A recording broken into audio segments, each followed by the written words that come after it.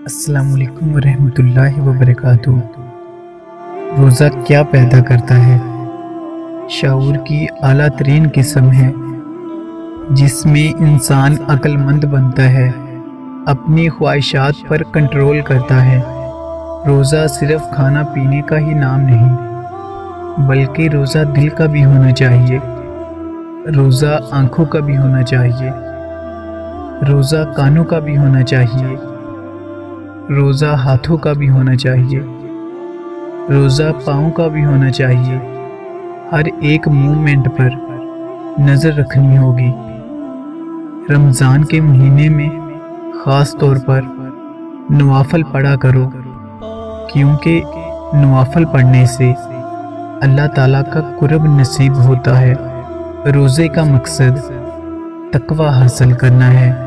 اپنا وقت نکالو قرآن شریف کے لیے۔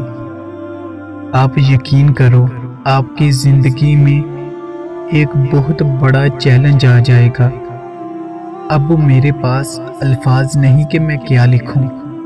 آپ کا وقت اور آپ کی زندگی بہت انمول ہو جائیں گی۔ جزاک اللہ خیر۔